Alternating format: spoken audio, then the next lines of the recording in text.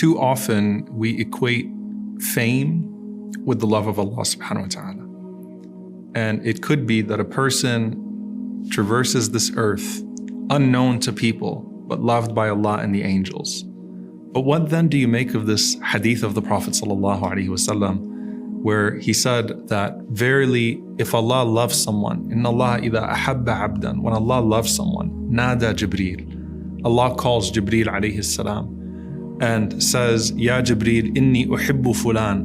Oh Jibreel, I want you to know that I love this person, so you should love this person also. Jibreel alayhi salam does not need to know anything else about you except that Allah subhanahu wa ta'ala loves you to love you as well. فَيُحِبُّهُ Jibreel. So Jibreel alayhi salam loves you as well.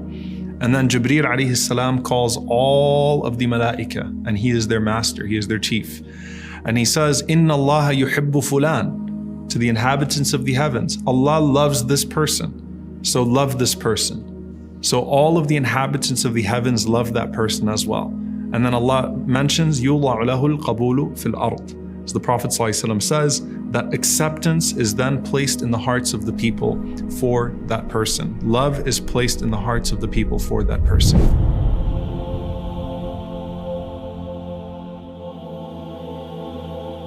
Now, there are a few things to keep in mind here.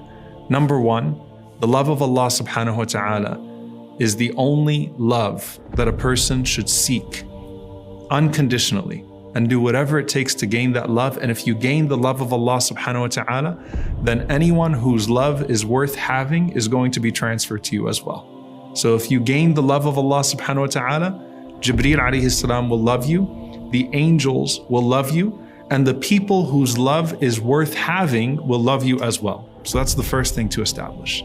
The second thing is that the love that the people have of you has to be of something that is actually of you. And so sometimes, as Ibn al-Jawzi rahimahullah said, if people are impressed by you, know that they're impressed by the hijab, the cover that Allah subhanahu wa ta'ala has given you, the veil that Allah subhanahu wa ta'ala has given to you, because they don't really know you.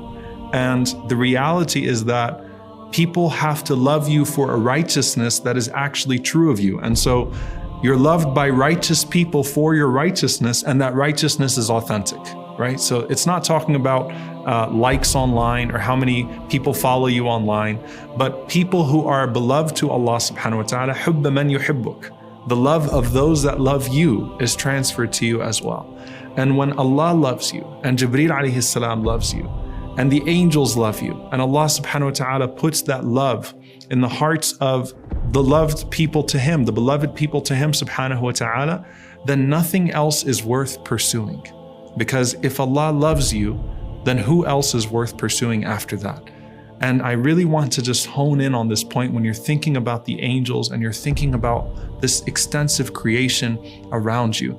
The value of the creation to you is only to the extent that it brings you closer to the Creator, and that is true even of this mighty creation of the angels. May Allah subhanahu wa ta'ala make us beloved to Him, make us beloved to Jibreel, make us beloved to the angels, make us beloved to the prophets, make us beloved to all of those righteous people who follow the Prophet sallallahu alaihi wasallam and gain the love of Allah and the angels as well. And may Allah gather us in that station of love in the presence of the beloved sallallahu alaihi wasallam in Jannatul Firdaus, where those special angels will enter upon us regularly and say salam, and we could look up and we could gaze at Him day and night, subhanahu.